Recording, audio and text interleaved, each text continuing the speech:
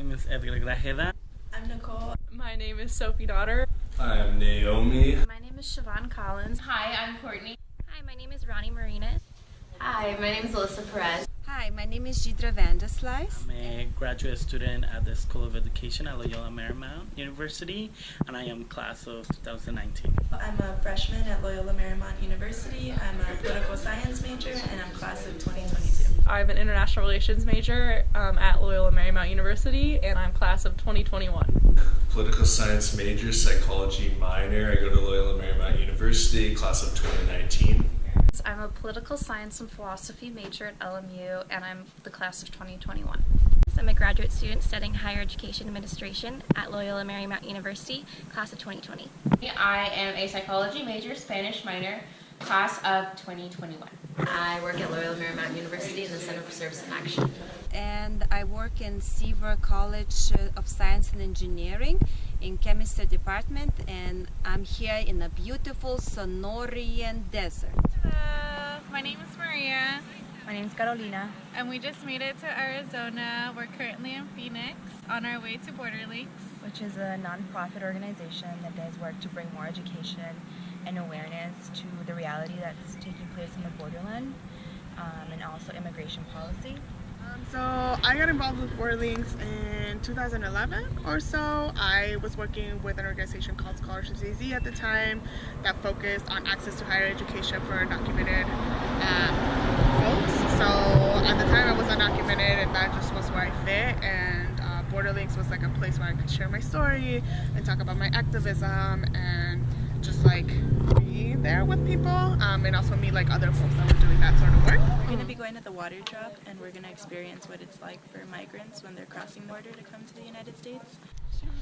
We're walking down the trail, and we're going to be bringing some gallons of water as well as some granola bars for migrants who might be passing through this area. We definitely know people are using them, and some people ask like, well, how do you know who's using them, or like what, you know? And I mean, we like when we interact with people out here, they'll tell us like, oh yeah, I saw the buckets, or oh yeah, I saw the gallons, you know. Or sometimes we leave. I guess this one doesn't happen anymore, but there was like rosaries on the tree, and sometimes we leave those so that people feel more comfortable to get the gallons. We do work with some churches in Tucson, and they do donate the rosaries, and we know that people feel more comfortable when they see like that sign coming up to water, because this is weird how like, you're walking through the desert and then you see like this little cachet of water. Like, why would that be there, you know? And who would put that there? So some people think it's a trap, some people think it's border patrol, and they might be hesitant to take it. So what we do is we write messages on the gallons, which we'll be able to do today. I think, you know, looking at the hike and just getting a glimpse of what these migrants are experiencing on their journey to the United States was a very powerful experience for me.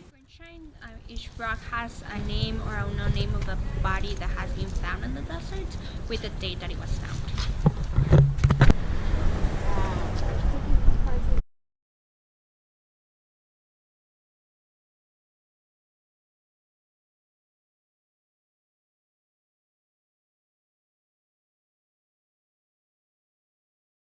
I also thought today was really amazing. It was really hard to be there in the court and watch like the U.S. justice system just fail so many people at one time, and to actually like see the people there, like see how they're affected by it, was really tough. But going from that right to visit like Jordan, the federal public defender, I think was really important, because like you go out of that space and you're like, how can you even be a part of this? Like, how can you stand to like even be involved with anything that is running like this? And he basically just told us that like their office like would rather be there watching it, witnessing it, like looking for something that the system is doing that they can like pull that thread and just like try to unravel the whole thing, and like even if it's hard to see, like hard to stomach sometimes, like it's better to be there doing something about it than to just be turning the other way, acting like it isn't happening at all. I have from 9 o'clock until 12 o'clock to meet with my client, tell them why they're here, distinguish this process from the immigration court process, right? It's a bit confusing. Why are we in federal criminal court for an immigration violation?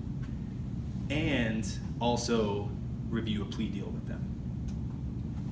And during that time, I talk about their rights, waiving their rights, and the immigration consequences. Now, the thing is, the End Stream Coalition, the name even, is a little misleading because, as I mentioned to you before, what happens in Streamline for almost all of these people is the best thing that could have happened within the laws. So really, what we're about is the protesting the criminalization of migration. Not so much the streamline, but that people are being criminalized for migrating. And that's a right.